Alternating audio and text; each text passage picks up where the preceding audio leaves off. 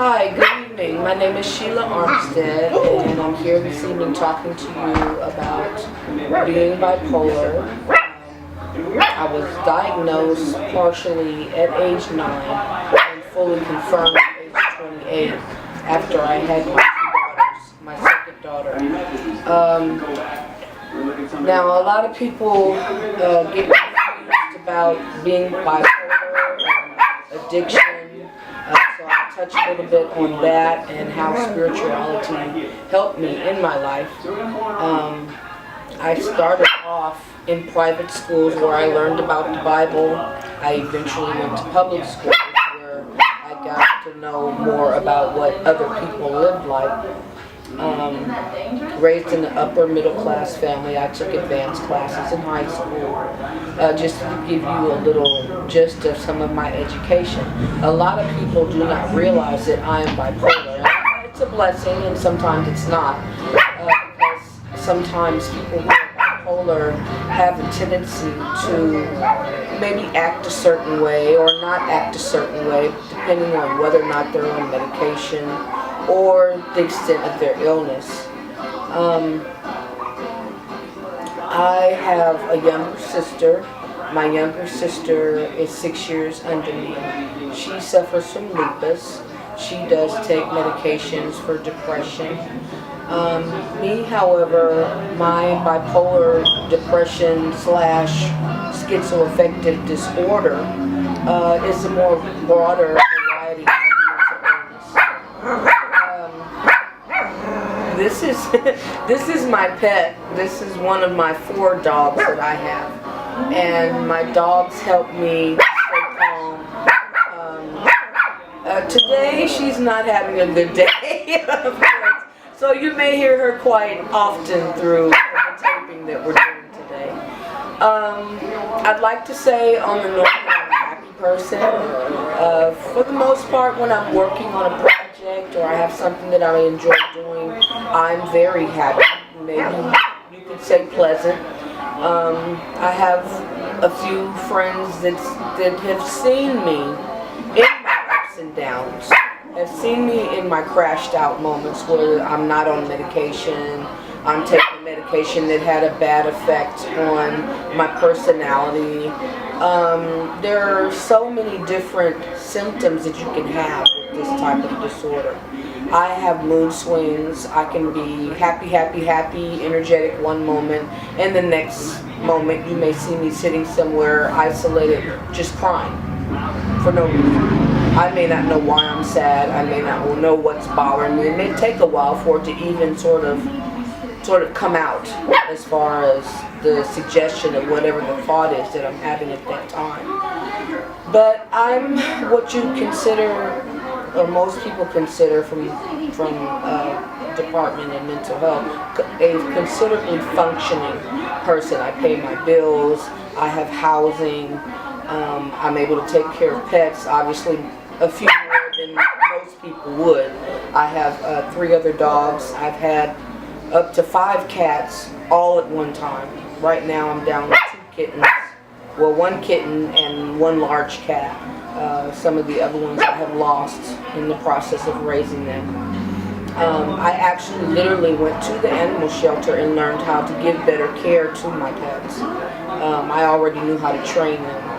From growing up, we had lots of dogs. We didn't have any cats, and none of them were indoor. They were all outdoor pets that we had. Education-wise, I have some college. I'm capable of doing quite a few things. I multitask quite often when I'm feeling very up and well. When I'm sad and going through depression, I may not get out of my bed for an entire day. I will get up to eat, do whatever is necessary, go back to bed, go back to sleep, may not even watch the television. I may listen to it, I may not even listen to the radio. On a good day, I may do a puzzle, I may read. I'm very much into clothing, so I have designs that I drew, fashion designs that I drew with my business partner. I say my business associate as well, because we have planned a lot of things and done them together. The name of my book is called A Singer in the Making. I'm the author of this book. It is a book of memoirs of my life and what it's been like to be bipolar. I talk about how drug addiction played a part because I didn't know what I had. I was in denial about what people were telling me I had as far as being bipolar. And it sounded like a death sentence to me. What I found was in my friend, who also talked to me quite often every day, said, you can embrace your illness and your talents, or you can continue to kick them down and let other people feel like they're kicking you down because you have a mental illness. Mental illness is genetic. Contrary to belief, it's genetic. You are born with a gene that causes you to think and react to things in life differently than other people do. My family were not drug addicts. They did occasionally drink. They were light drinkers. They never drank heavy. It wasn't bad conditioning. It wasn't bad something that somebody necessarily did to me, although I have had traumatic thinking. And I say traumatic thinking compared to traumatic experiences, as because part of the mental illness is sometimes I cannot decipher between what was an experience and what was an actual, just something I thought about. I started working at the community center maybe 2 years ago, and I worked there for about 9 months. I was working maybe 2 or 3 days a week for 2 or 3 hours. And I enjoyed what I was doing. I did office work, I answered phones, I made phone calls to get people to come to our meetings. I worked side by side with other people in the community. The person that was, I think, the head of the community center at the time was Gilbert Johnson. I worked a lot with him, met his family. A friend of mine, that's a neighbor, introduced me to the community center as far as doing volunteer work. I passed out flyers. I helped talk about our parks and recreation, what we have in our neighborhood. I also spoke to, I'm trying to remember the gentleman's name.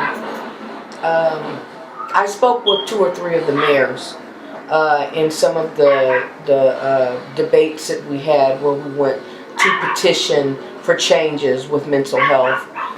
It kind of died out at the end. I don't know what happened, but things went by the wayside as far as that went, and I was kind of disappointed about that because we were just starting to make headway on what we needed in the mental health departments. We needed more music therapy. We needed more things that got people active. I actually tried at my particular program to get other people interested in dancing and singing and performing and doing it to raise money.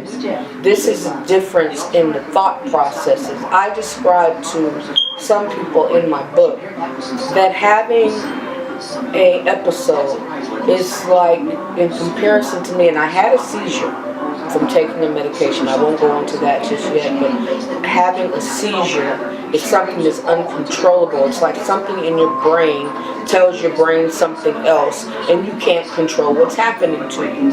My thought patterns are sometimes just like that. It's like having a seizure. I can't tell that I've had one until maybe I've come out of it, or I can vaguely see while I'm going through the experience, and I pray all the time for God to help me get through it, and He has, that I've had an experience where I had an episode.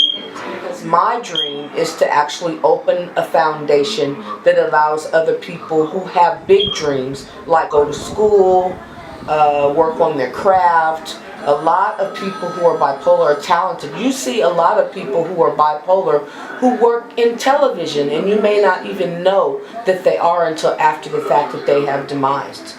And it's sad to see that that happens, to be the only, once again, the bad message of bipolar people are crazy, or bipolar people are just suicidal or homicidal, and it's not necessarily true. I recently was able to perform. I am a singer. I performed at a nightclub actually about a month ago. The performance went very, very well. I was very happy, satisfied with my performance. I was jumping up and down because I was so excited. I hadn't performed in about a year. I know a lot of my friends think it's too hard for them. I don't think anything's too hard. I think that life has its difficulties. I think that God can give us the strength to get through any difficulty that we have. And I believe that whether you're bipolar or not, that you deserve the right to give it a try, if nothing else. You know, a lot of us can't do the next thing, or don't know where to start, or we're too closed up. We don't know how to open up and even let it out, even if it's just a little bit, just for fun. But me, when I have done volunteer work, I worked as also a facilitator. I went into one of the programs that was a hospital type setting, and I worked with them every week until it went from 2 people coming to the class till there were 17 people coming to the class. People were sticking their head in the door and like, "Hey Sheila, how you doing?" I'd be like, "Hi, what do you want on your umbrella today? What's your dream? You want it to rain money? You want it to rain fame? You want it to rain music? What do you want in your dream umbrella?" So I had everybody singing every week, and we had a ball. We had a real good time, and I wish I could do that again. And feeling as strongly as I do about how people are treated in mental health, I have also become a mental health advocate. So I work with some of my friends to try to help them feel better. Sometimes I can't rescue them, but sometimes I can just be a supportive person to listen to something that they're going through. And you know what? People really appreciate that today. That's a rare, hard thing to find. It's a gift that a lot of people don't have anymore. We're too busy on our cell phones. We want to text, we want to call, we want to email. But you know, just sitting down, having a heart-to-heart person with somebody that you care about or don't care about, you may find yourself starting to care. And I think what happened to me is during my depression mode, I wasn't doing anything. I didn't have a desire to do anything. I went to sleep, I went to eat, or I couldn't eat, or I was angry, I was irritable.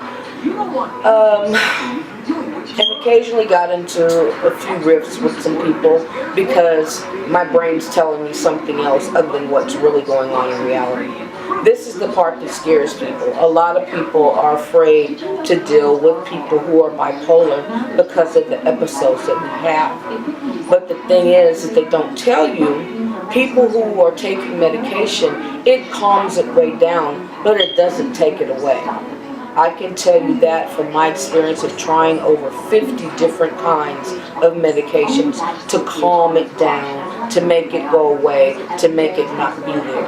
And this was when I strongly rejected my illness, and it was also at times when I embraced my illness. I had to learn the hard way from not taking medication that sometimes my mind will play tricks on me, and I may not realize it's playing a trick. I have examples in my book, which I'm not going to talk to you about because I want you to read the book. And if you're bipolar or you know somebody who is, I want the people that read my book to feel like they're not by themselves. A lot of people who are bipolar do not talk about their episodes. They'll tell you, "Oh yes, I maybe have highs, I maybe have lows." Some of them don't know that they're bipolar, and there are millions and millions of people that are bipolar and don't even know it. They don't know what's wrong with them. They don't explain to you that sometimes you may have lapses of time that you lost because you have some trauma that you can't deal with, or that you talk to yourself because it's how you process things. What's that? What do you mean you gotta talk to yourself to process something? Yes, sometimes saying it out loud makes a big difference in how the outcome is. And it helps a lot of people. A lot of people talk to themselves, but they don't feel like locking them up anywhere. And that's what bipolar people don't want to have to deal with. We worry about those kinds of things.